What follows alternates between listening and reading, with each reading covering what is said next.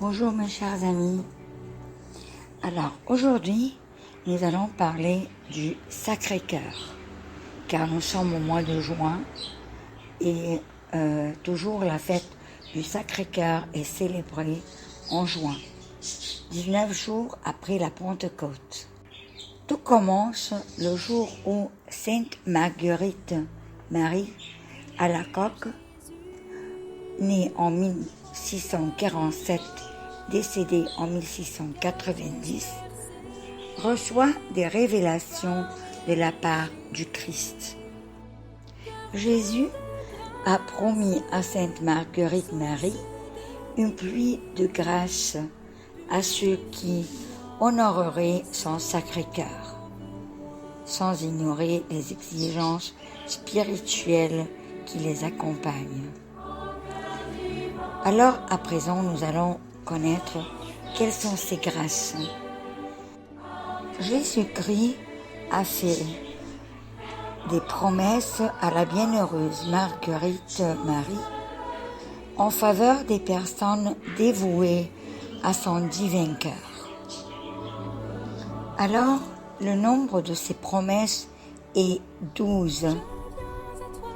Les personnes qui sont dévouées au cœur sacré de Jésus ont eu 12 promesses, ou bien ils auront plutôt 12 promesses. La première promesse, Jésus-Christ dit, « Je leur donnerai toutes les grâces nécessaires à leur état. » Deuxième, « Je mettrai la paix dans leur famille. » Troisième, je les consolerai dans toutes leurs peines. Quatrième, je serai leur refuge assuré pendant la vie et surtout à la mort. Cinquième, je répandrai d'abondantes bénédictions sur toutes leurs entreprises.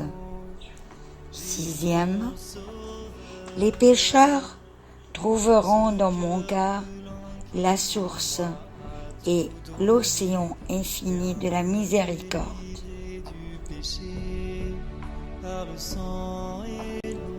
Septième, les âmes tièdes deviendront ferventes. Huitième, les âmes ferventes s'élèveront à une grande perfection. Neuvième, je bénirai moi-même les maisons où l'image de mon Sacré-Cœur sera exposée et honorée. Dixième, je donnerai aux prêtres le talent de toucher les cœurs les plus endurcis. Onzième, les personnes qui propageront cette dévotion auront leur nom écrit dans mon cœur, où il ne sera jamais effacé. La 12e et dernière promesse, ils auront la grâce de la pénitence finale, qui ne mourront point dans ma disgrâce.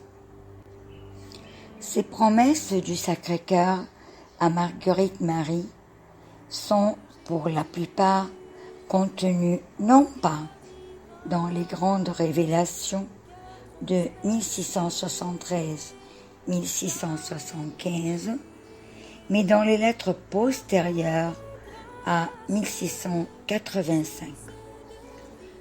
Et cela est précisé par le père Bertrand de Margerie, 1923-2003.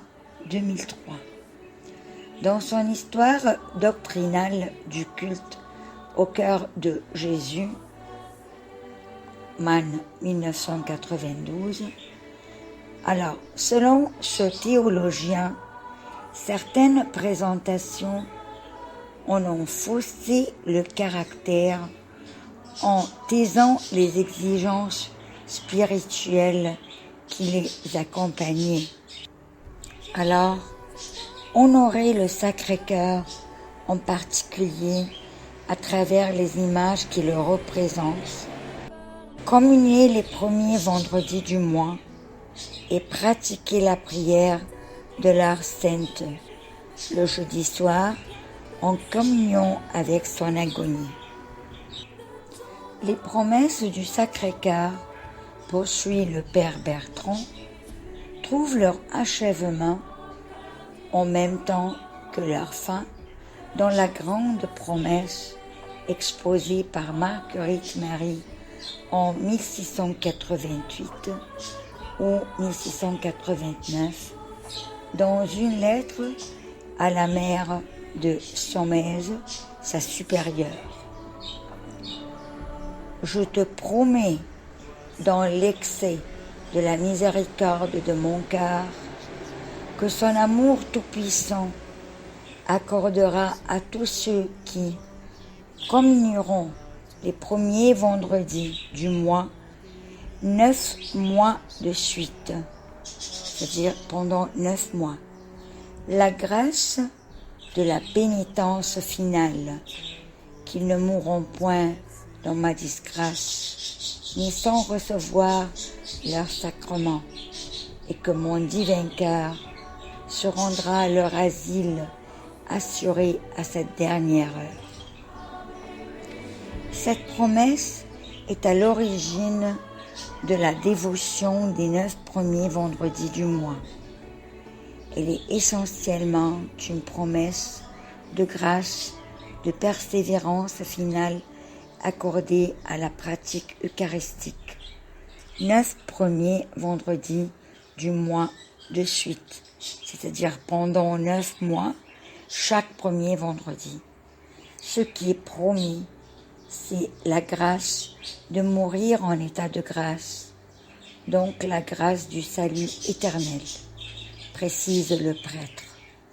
Comme une petite fête Dieu mensuelle, cette pratique implique donc de communier les premiers vendredis de chaque mois, 9 mois de suite, sans interruption, en ayant l'intention d'honorer le Sacré-Cœur et en offrant sa communion en réparation des offenses contre le Saint-Sacrement.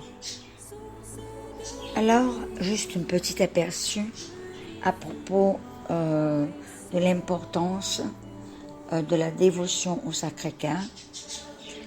Alors, la dévotion au Sacré-Cœur, telle que nous la connaissons aujourd'hui, s'est développée au XVIIe siècle en France, grâce aux révélations reçues par Sainte Marguerite Marie Alacoque, avec l'aide de son directeur spirituel, le jésuite Saint Paul de la Colombière. Au XVIIIe siècle, la dévotion au Sacré-Cœur et les actes officiels de consécration au Sacré-Cœur se sont répandus dans toute la France et au-delà. Durant la Révolution française, le Sacré-Cœur est devenu l'emblème des catholiques loyalistes opposés aux forces anticléricales de la Révolution. En 1956, le pape Pie IX instaura la fête du Sacré-Cœur pour l'Église universelle. La dernière année du XIXe siècle, le pape Léon XIII fit paraître une encyclique Annum Sacrum, déclarant que dans l'église principale de chaque ville et village, les fidèles du monde entier soient solennellement consacrés au Sacré-Cœur de Jésus. Parmi les raisons données par le pape Léon pour exhorter l'Église à cette consécration, il y avait également sa préoccupation constante de l'athéisme grandissant, particulièrement parmi les nations chrétiennes. Quand la religion est abandonnée, il en résulte nécessairement que les plus sûrs fondements du bien-être public doivent céder. Cependant que Dieu, pour infliger à ses ennemis la punition qu'ils méritent si bien, les a laissés en proie à leur propre convoitise.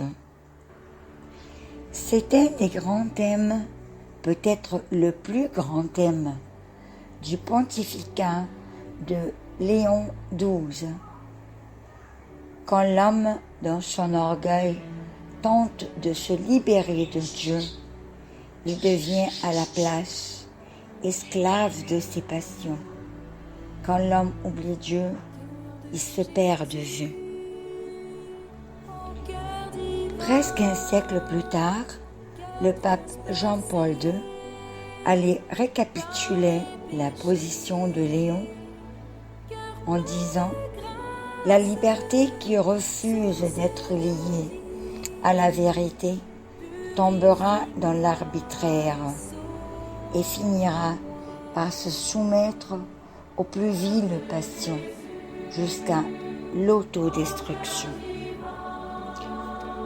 Alors aussi, nous reprenons la lettre de Saint Paul aux Romains qui dit « De ce fait, Dieu les a livrés à l'impureté par les convoitises de leur cœur pour la dégradation mutuelle de leur corps.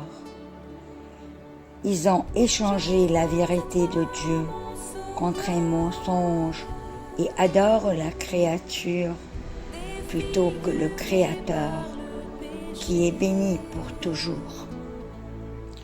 Telle est l'histoire de l'humanité dans son exaspérante simplicité et sa stupidité obstinée.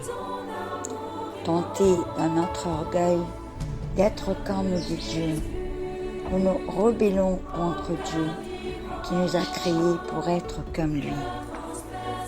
Et pourtant, malgré tout, le Fils de Dieu est devenu homme pour que nous puissions devenir Dieu, selon la phrase célèbre de saint Athanase. Alors, pour cette raison, la dévotion au Sacré-Cœur de Jésus n'est pas moins estimable et importante qu'elle ne l'était dans la France du XVIIe siècle ou au Moyen-Âge, ou au pied du Calvaire. Le cœur sacré de Jésus est le parfait antidote à l'orgueil de nos cœurs. Dieu nous aime avec un cœur humain afin que nous puissions apprendre à partager son amour divin. Chers amis, n'oubliez pas que Jésus-Christ lui-même a demandé de propager sa dévotion à son cœur sacré et il a promis que les personnes qui propageront cette dévotion auront leur nom écrit dans son cœur où il ne sera jamais effacé.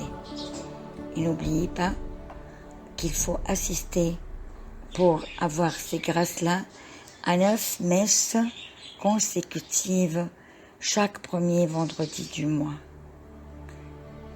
Mes chers amis, nous avons terminé notre vidéo d'aujourd'hui. J'espère qu'elle vous a été profitable.